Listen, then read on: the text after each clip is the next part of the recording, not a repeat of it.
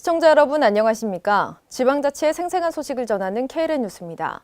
첫 소식입니다. 전라북도 전주시청에서 오늘 김승수 전주시장이 기자회견을 열고 민선 6기 후반기의 포부를 밝혔습니다.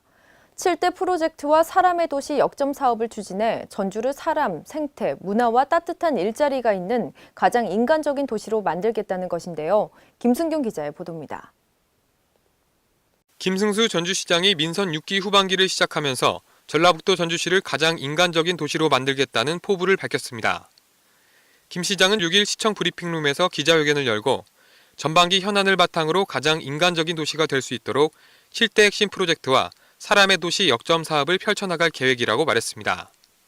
이날 김 시장은 7대 핵심 프로젝트로 문화를 통한 경제 활성화와 도전을 통한 일자리 창출 등 2개 분야를 중점적으로 제시하며 민선 6기 후반기의 성장 모토로 삼아 업무를 추진해 나가겠다고 밝혔습니다. 또한 항공대대 도도동 이전과 예비군 훈련장의 단독 이전 등 지역민들의 반대와 관련한 민감한 부분에서는 지역 주민들과 협의 및 설득을 통해 추진해 나가겠다고 밝혔습니다. 이와 더불어 김 시장은 전주 시민의 마음을 모아 7대 프로젝트와 사람의 도시 역점 사업을 추진해 전주를 사람, 생태, 문화와 따뜻한 일자리가 있는 가장 인간적인 도시로 만들어 나가겠다면서 관련 인원들의 협력을 당부했습니다. KLN 김승균입니다. 새만금 산단에 입주한 외국인 투자기업 1호로 지역 경제 발전에 크게 기여하고 있는 도레이 첨단 소재가 오늘 공장 준공식을 개최했습니다. 새만금 산업단지 군산공장에 국내 최초 원료에서 수지, 컴파운드에 이르는 일관 생산체계를 구축하는 PPS 군산공장을 준공해 세계시장 경쟁력을 확대할 것으로 전망됩니다. 유희광 기자의 보도입니다. 전라북도 새만금 외국투자 1호 기업인 일본 도레이사가 6일 도레이 첨단 소재 PPS 군산공장 준공식을 갖고 본격적인 PPS 생산에 들어갔습니다. 도레이 첨단 소재 군산공장은 150도씨 이상에서도 견디는 높은 내열성 플라스틱의 일종인 PPS 수지를 생산하는 공장입니다. 국내에서는 최초로 원료에서 수지, 컴파운드에 이르는 일관 생산체제를 구축한 PPS 군산공장이 건립되면서 그동안 수입에 의존해오던 PPS의 국내 생산으로 수입 대체 효과를 누릴 수 있게 됐습니다. 또 원료부터 완제품을 한 곳에서 생산이 가능한 일관 생산체제를 통해 품질과 비용 측면에서 기존 공장 대비 10% 이상의 가격 경쟁력을 가질 것으로 예상되고 있습니다. 연간 생산량은 PPS 수지 8,600톤, 컴파운드 3,300톤을 목표로 하고 있으며 2019년부터는 PPS 수지 17,200톤, 컴파운드 6,600톤의 생산이 가능할 것으로 기대하고 있습니다. 군산공장이 본격 가동에 들어가면서 PPS 수지의 수입 대체 수출 증대 효과로 약 1조 2천억 원과 신규 직접 고용 150여 명 등의 경제적 효과는 물론 새만금 지역 개발 활성화에도 기여할 것으로 전망하고 있습니다. 일본 도레이사는 PPS 공장 설립에 1,900억 원을 투입한 데 이어 오는 2018년까지 공장 증설을 위해 1,100억 원을 추가 투입할 계획입니다. 한편 이날 준공식은 이영관 도레이 첨단소재 회장을 비롯한 니카쿠 아키히로 사장과 주영환 산업통상자원부 장관, 송하진 전북도지사 등 관계자 200여 명이 참석한 가운데 열렸습니다. KLN 유희광입니다. 20년간 운영 중에 있는 정읍시 소재 토석 채취장이 관리가 제대로 이루어지지 않아 인근 주민들이 불편을 겪고 있습니다. 그동안 주민들은 꾸준히 민원을 제기해왔으나 행정당국은 적절한 조치를 취하지 않아 매년 문제는 되풀이됩니다. 김성지 기자가 취재했습니다. 전라북도 정읍시 옹동면 소재 토석 채취장 주변의 관리가 허술해 시민들이 불안에 떨고 있습니다. 이곳 토석 채취장은 33만 3천 제곱미터 면적으로 옹동면 상두산 부근에 5개 업체가 위치하고 있으며 20여 년간 토석을 채취해오고 있습니다. 한 20여년간 상두산 석산 개발로 인해서 인근 주민들의 피해가 굉장히 많았었습니다. 이와 관련해 채취장 인근 7개 마을 주민들은 비산먼지로 인한 지하수 오염으로 식수 사용 불편과 도로 파손 관리 부실 등 각종 위험에 노출돼 있습니다. 이렇듯 오랜 기간 동안 방치돼 왔던 문제들을 해결하기 위해 정읍시는 최근 주민대표 등이 참석한 가운데 간담회를 갖는 등 대책 마련에 나섰으나 근본적 해결책이 되지 못하고 있습니다.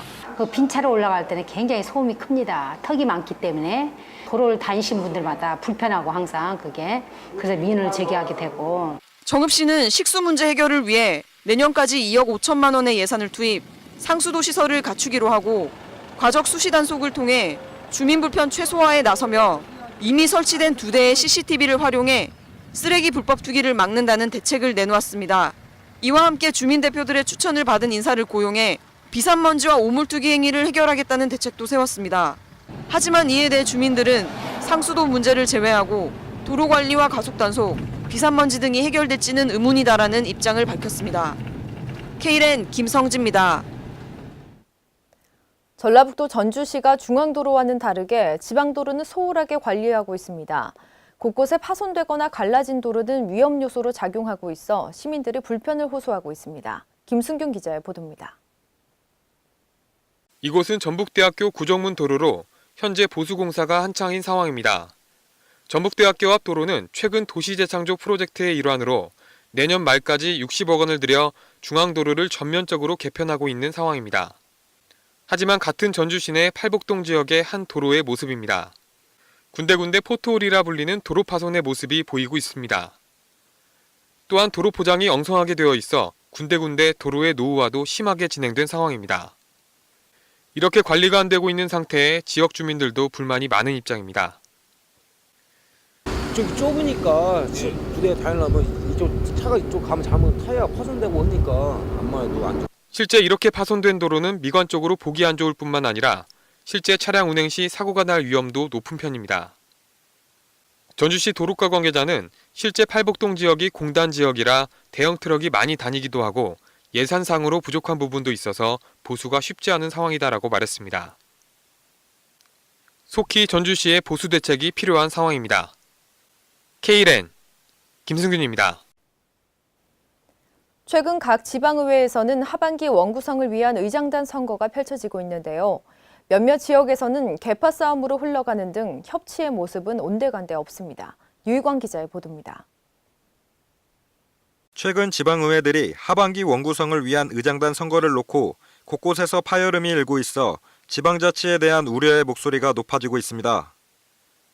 일부 지방의회의 경우 의장단 선거에서 계파 간 대결 양상이 펼쳐지면서 의회 운영이 계파 중심으로 흘러가는 것이 아니냐는 걱정 섞인 목소리도 이어지고 있습니다.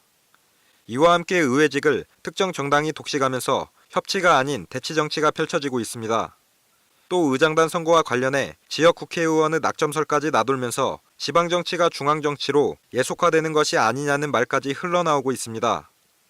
지난 4일 열린 전북 군산시 의회 의장단 선거에서는 후보 등록을 마친 의원이 정작 선거에서 후보를 사퇴한 것으로 처리돼 보이지 않는 손이 작용된 것이 아니냐는 강한 항의가 이어졌습니다.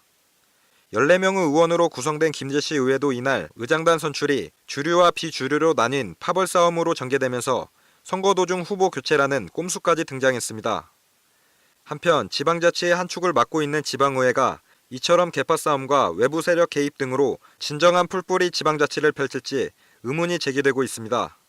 K랜 유희광입니다. 전라북도 익산시에 있는 국립미륵사지 유물전시관이 국립박물관으로 탈바꿈하기 위한 준비에 한창입니다. 시스템 정비를 이미 완료한 상태로 하반기부터 본격 사업을 추진할 계획이라고 하는데요. 김성지 기자의 보도입니다. 전라북도 익산 소재 국립미륵사지 유물전시관이 하반기부터 본격적인 국립박물관 건립 사업에 들어갑니다. 지난해 말 국립으로 전환한 국립미륵사지 유물전시관은 이미 국립기관으로서의 시스템 정비를 마쳤습니다. 국립미륵사지 유물전시관은 올해 1월 말 전라북도로부터 건물과 토지 물품 등에 관한 공유재산 인수 작업을 끝냈습니다. 현재 미륵사지 유물전시관은 사적 미륵사지에서 출토된 유물만을 전시하고 있습니다. 향후 개관하게 될 국립익산박물관에서는 당연히 미륵사지 유물이 중심입니다만은 청동기 시대 문화 중심이었던 익산의 모습, 그리고 마한 소국의 지방 거점이었던 익산의 모습, 그리고 백제 멸망 이후에 여전히 부흥의 터전으로서 작용하고 있었던 익산의 모습을 함께 보여줌으로써 명실상부한 이 지역의 대표 문화기관으로 역할을 다할 것으로 생각합니다. 또한 익산 미륵사지에서 출토된 국가기속 문화재 1,452점을 인수한 데 이어 전주 박물관에 위탁된 문화재도 하반기 중에 40% 정도 인수를 마칠 계획입니다. 익산의 새 박물관 건립을 위해 내년 4월까지 설계를 마친 뒤 2020년까지 공사를 마무리 지을 계획이며 새 박물관이 완공되면 대표 문화기관으로 거듭날 것으로 기대됩니다. K랜 김성지입니다. 이상으로 KLN 뉴스를 마칩니다. 시청해주신 여러분 고맙습니다.